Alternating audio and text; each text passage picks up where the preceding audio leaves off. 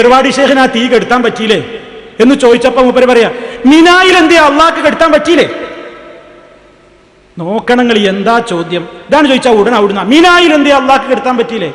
സുഹൃത്തെ, മിനായിൽ അള്ളാഹു തആലാക്ക് കഴിയാഞ്ഞിട്ടല്ല, പടച്ചോനത് വേണ്ടാനാണ് അവന്റെ തീരുമാനം. ആ സമയത്ത് അവൻ വിചാരിക്കുന്ന ഓരോ പ്രവർത്തനവും അവൻ നടത്തും. അവന്റെ ഇതിനെ ചോദ്യം ചെയ്യാൻ പാടില്ല. എന്നാ ഏർവാടി ശൈഖ് അങ്ങനെയാണോ? ഏർവാടി ശൈഖ് അങ്ങനെയാണോ? ഏർവാടി ശൈഖ് അറിഞ്ഞിട്ട് കെടുത്തിയില്ലെങ്കിൽ അയാൾ ചെയ്തത് ഏറ്റവും വലിയ തെറ്റല്ലേ? അല്ലേ? കാരണം ഏർവാടി ശൈഖ് മുക്കല്ലഫാണ്, മുക്കല്ലിഫല്ല. അഥവാ ഇസ്ലാമികമായ കാര്യം ഏർവാടി ശൈഖോ മഞ്ഞക്കുളം ശൈഖോ ആരാവട്ടെ, ഒരു ശൈഖ് ഔലിയ ജീവിച്ചിരിക്കുന്ന സമയത്ത് അങ്ങനെ വിചാരിക്കാം, അയാൾ ഇങ്ങനെ കസേരയിൽ ഇരിക്കുമ്പോൾ തൊട്ടപ്പുറത്ത് ആളെ വീട് ഇങ്ങനെ കത്തുകയാണ്. ഈ ശൈഖ് ഇങ്ങനെ ഇരിക്കണ, കത്തട്ടെ കത്തട്ടെ. എന്താ നമ്മൾ അയാളെ പറ്റി പറയാ? മഹാക്രൂരൻ. ഒരു ഗ്ലാസ് വെള്ളമെങ്കിലും ആ തീയിൽ കൊണ്ടായിട്ട് എറിയാനോ കൊഴുക്കാനോ ഈ മനുഷ്യൻ സന്നദ്ധനായിരുന്നു. അയാൾക്ക് കഴിയാഞ്ഞിട്ടല്ലോ. കഴിയണ ആ മനുഷ്യൻ കഴിയാഞ്ഞിട്ടും അവിടെ ഇരുന്നില്ലേ? ധിക്കാരിയല്ലേ, തെമ്മാടിയല്ലേ എന്നാ പറയാ. നേരെ മറിച്ച് അയാൾക്ക് മരിച്ചിട്ട് അയാൾക്കത് കഴിയാത്തതിന് നമ്മൾ ആക്ഷേപിക്കുന്നില്ല. കാരണം അയാൾക്ക് കഴിയൂല. ഇവരുടെ ഭാഷപ്രകാരം ഇപ്പൊ എന്താ വന്നു പോവുക? ഏർവാടി ശൈഖ് അതൊക്കെ ഖബർ കിടന്നിട്ട് ഇങ്ങനെ കാണുമായിരുന്നു. കത്തട്ടെ കത്തട്ടെ, കെടുത്താനൊക്കെ എനിക്ക് കഴിയും. വേണ്ടപ്പോ മഹാധിക്കാരല്ലേ ആ ചെയ്തത്?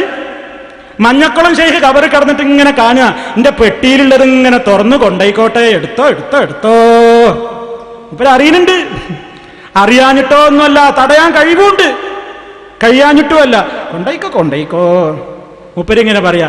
എന്നാ പിന്നെ മൂപ്പര് ചെയ്തത് ധിക്കാരല്ലേ? കട്ടെടുക്കുമ്പോ മൂപ്പരൊന്നും മിണ്ടണില്ല, തീ കത്തുമ്പോ ഒന്നും മിണ്ടണില്ല. ഇവരെ പോലെയാണോ അള്ളാഹു? അള്ളാഹുവിന് എന്തു ചെയ്യാം? അള്ളാഹിനെ പോലെ ഇവർ മറ്റുള്ളവരെയും കാണുന്നു എന്നാ ഈ ഉദാഹരണത്തിന് നിങ്ങൾ മനസ്സിലാണ്ട്. അള്ളാഹ്ക്ക് എന്തേ നിങ്ങളെ ശൈഖിന് കഴിഞ്ഞില്ലാന്ന് ചോദിച്ചാൽ ഉടനെ ചോദിക്കും, എന്നാ അള്ളാഹ്ക്ക് കഴിയോ? എന്നാ എന്തേ ഈ സ്റ്റേജ് ഇതാ ഇപ്പൊ കൊണ്ട് പൊട്ടട്ടെ? നിങ്ങൾ മൊയ്ത് ശൈഖിനോട് പറയുന്നതെന്ന്, എന്നാ അള്ളാഹിനോട് പറഞ്ഞിട്ട് ഈ സ്റ്റേജ് ഒന്ന് പൊട്ടട്ടേന്ന് നമ്മളോട് തിരിച്ചും ചോദിക്കാം. ആ കോലത്തിലാ. മറ്റുള്ളവരെ പറഞ്ഞാൽ അള്ളാഹിനെ ഇങ്ങോട്ടും പറയും, മറ്റുള്ളവരെ പറഞ്ഞാൽ അപ്പ അള്ളാഹിനെ ഇങ്ങോട്ട് പറയാ. കേട്ടോ, വേറൊന്ന് കേട്ടോളൂ, വേറൊരു മൗലിയരിൽ നിന്ന് പറയുന്നു കേട്ടോ. സുന്നത്തി ജമാഅത്തിന്റെ പക്ഷോ മുഹീദ്ദീൻ ശൈഖ് സഹായിക്കും എന്ന് തെളിയിക്കാൻ നിൽക്കുകയാണ്. അങ്ങനെ തെളിവില്ല. മുജാഹിദ് പക്ഷത്തിന് തെളിവ് നിരത്താൻ കഴിയാതെ വന്നപ്പോ മുജാഹിദ് മൗലവി അവിടെ നിന്നുകൊണ്ട് ഇപ്പൊ പറഞ്ഞ മാതിരി പൊട്ടൻ വെല്ലുവിളി നടത്തി. അവര് സ്റ്റേജിൽ നിന്നുകൊണ്ട് പറഞ്ഞു, ഓ ഹസൻ മുസ്ലിയാരെ, മുഹീദ്ദീൻ ശൈഖിന് കഴിവുണ്ടെങ്കിൽ ഈ സ്റ്റേജ് പൊളിയട്ടെ. സ്റ്റേജ് പൊളിഞ്ഞില്ല. അപ്പൊ ജനം വിചാരിക്കും മുഹീദ്ദീൻ ശൈഖിന് കഴിവില്ല.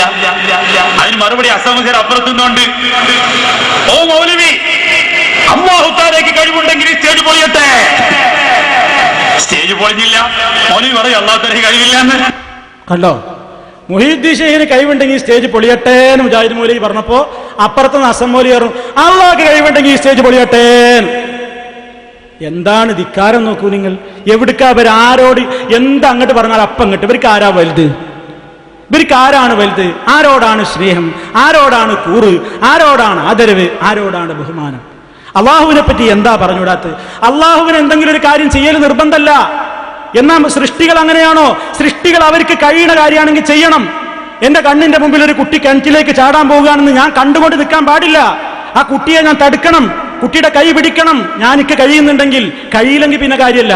ഇവരുടെ ഭാഷപ്രകാരം ഖബർ കടന്നിട്ട് ഇങ്ങനെ കാണുകയാണ് കുട്ടി ഇങ്ങനെ വീഴാൻ പോണ്. അപ്പോഴും ഇങ്ങനെ ശൈഖ് വീണോട്ടെ, ചാടൂ കുട്ടി ചാടൂ, ഞാൻ കണ്ട് ആസ്വദിക്കട്ടെ എന്ന മട്ടിലാണ്.